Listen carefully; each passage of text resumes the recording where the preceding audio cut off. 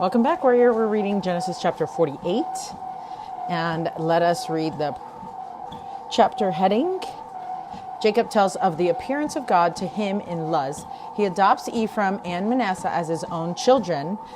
Jacob blesses Joseph. He puts Ephraim before Manasseh. The seed of Ephraim will become a multitude of nations. The children of Israel will come again into the land of their fathers. Okay.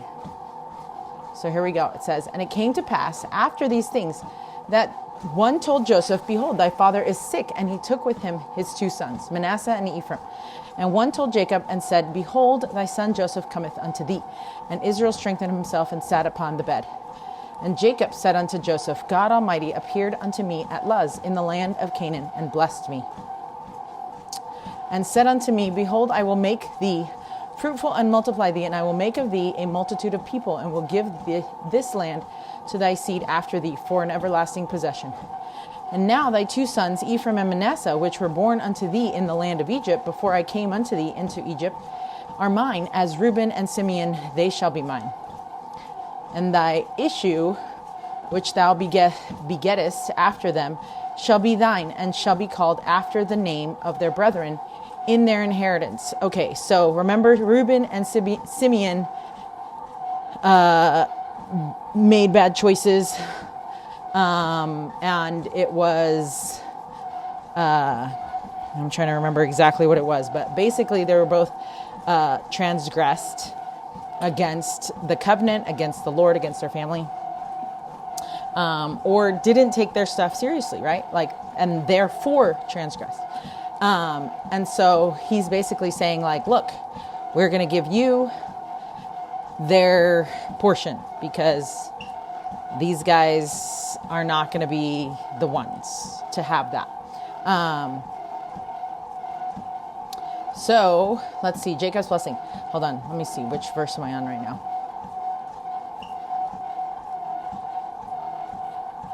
now? Okay. And then verse 7, as for me, when I came from Padan, Rachel died by me in the land of Canaan in the way, when yet there was but a little way to come into Ephrath, and I buried her there in the way of Ephrath. The same is Bethlehem. And Israel beheld Joseph's sons and said, who are these? Okay, so we're going to be right there, verse 9. And so as Jacob's days were numbered, he called Joseph and his sons, Ephraim and Manasseh, to him so he could give them a blessing. This was not a father's blessing, but more like a patriarchal blessing. This is what the Old Testament seminary teacher manual explains about this. It says, Jacob was the patriarch of the family, which means he was the father or head of his family. As the prophet and presiding priesthood authority, Jacob was authorized to bestow blessings that were similar to what we know today as patriarchal blessings. A patriarchal blessing contains a declaration of the recipient's lineage to the house of Israel, as well as guidance to help direct his or her life according to Heavenly Father's will, end quote. So there is a Joseph Smith translation for these verses in the appendix. Jacob told of the time that the Lord appeared to him at Luz and made promises to him. So Jacob was teaching of the Abrahamic covenant that continued through him. It was crucial for Joseph and his sons to understand these promises because they would actually be the leaders in the fulfillment of the covenant. Jacob then adopted Ephraim and Manasseh. Joseph, the birthright son, was receiving a double portion through his sons. Brad Wilcox explained, it stands to reason that instead of one tribe, Reuben should have had two, but Reuben lost his birthright through disobedience. This is what an article in the Ensign explains. Throughout the period of Exodus from Egypt, however, 13 tribes are generally listed instead of 12. This is because Jacob adopted the two sons of Joseph, Ephraim and Manasseh, in order that they might have the double inheritance due to the birthright son. Thus, when the Israelites returned from Egypt to Canaan, each of the two tribes descended from Joseph was given a share of land. Okay, so verse 9, and Joseph said unto his father, they are my sons whom God hath given me in this place, right? And he said, bring them, I pray thee, unto me, and I will bless them. Now the eyes of Israel were dim for age, so he could not see, and he brought them near unto him. And he kissed them and embraced them. And Israel said unto Joseph, I had not thought to see thy face, and lo, God hath showed me also thy seed. Okay.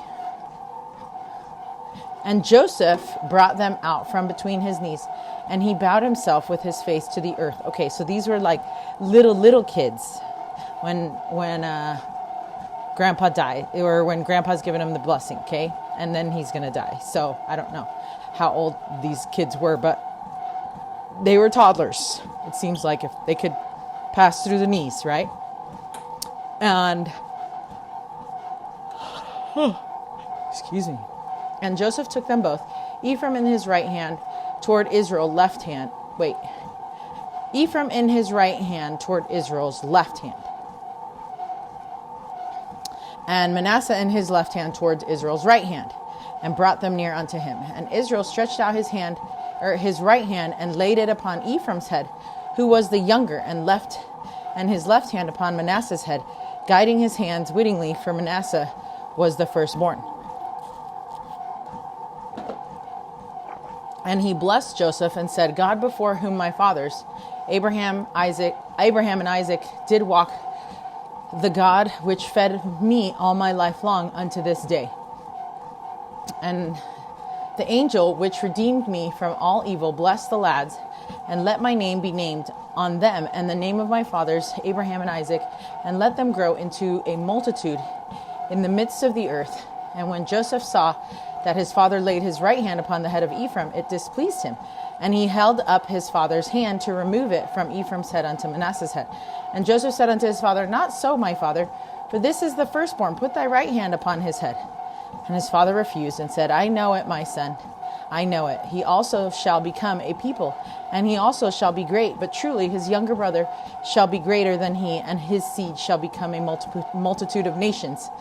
And he blessed them that day, saying, In thee shall Israel bless, saying, God make thee as Ephraim and as Manasseh. And he set Ephraim before Manasseh. And Israel said unto Joseph, Behold, I die, but God shall be with you, and bring you again unto the land of your fathers. Moreover, I have given to thee one portion above thy brethren, which I took out of the hand of the Amorite with my sword and with my bow.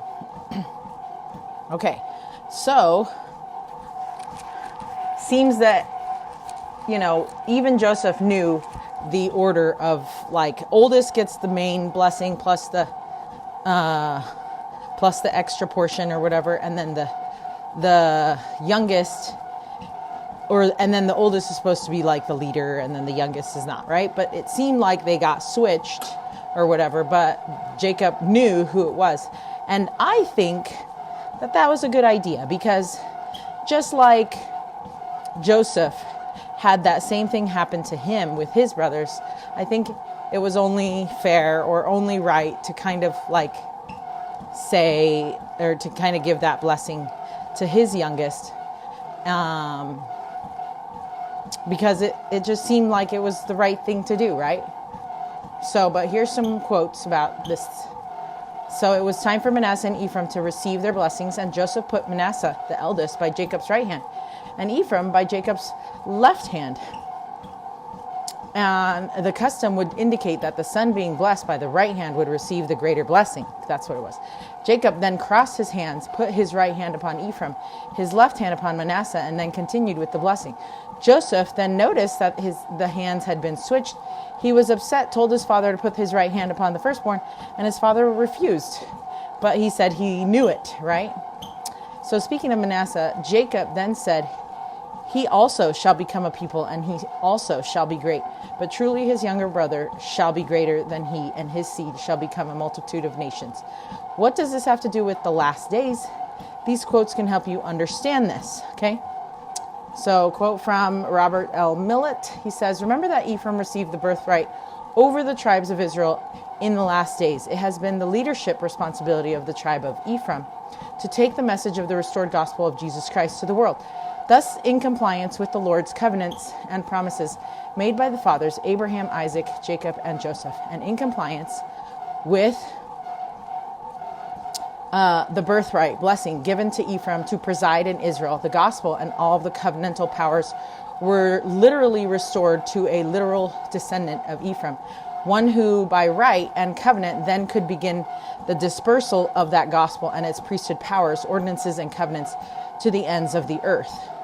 The members of the church, most of us the tribe of Ephraim, are of the remnant of Jacob. We know it to be the fact that the Lord called upon the descendants of Ephraim to commence his work in the earth in these last days. We know further that he has said that he set Ephraim according to the promises of his birthright. Oh wait, hold on. I just did 2 quotes. Hold on. I'm like reading all the quotes together. No, this is bad. Okay, let's start over. Or let's move backwards a little bit. Let me take over where it says, thus, in compliance with the Lord's covenants and promises made to the fathers, Abraham, Isaac, Jacob, and Joseph, in compliance with the birthright blessing given to Ephraim to preside in Israel, the gospel and all of its covenantal powers were literally restored to a literal descendant of Ephraim, one who by right and covenant then could begin the dispersal of that gospel and its priesthood powers, ordinances, and covenants to the ends of the earth. End quote. Robert L. Millett, The Ancient Covenant Restored, Ensign, March 1998. Okay, and then President Joseph Fielding Smith said this. This is a separate quote. The members of the church, most of us of the tribe of Ephraim, are of the remnant of Jacob. We know it to be the fact that the Lord called upon the descendants of Ephraim to commence his work in the earth in these last days. We know further that he has said that he set Ephraim according to the promises of his birthright at the head. End quote. Okay, President Joseph Fielding Smith, Doctrines of Salvation. Okay, so what does this story teach you about the importance of responsibilities assigned to certain lineages, and how can this help us in understanding our identity? And like, what tribe are you from, right? Okay, now I will read this quote from, this Read It, Live It, because it is with this chapter. Okay, let's see if we can, I don't even think you can see it ever, but okay. We're going to stop so we can read. Okay. It says, God, which fed me all my life long unto this day. And it says, Jacob didn't say God made everything easy. He said God fed him, took care of him. That's the kind of provision you notice only when you've walked a long way. That's sweet, right? Look back and remember. Look back and remember. Isn't that somebody said once that the most important word in the dictionary should be the word remember, right? Anyways, okay, until Genesis chapter 49, stay strong, warrior.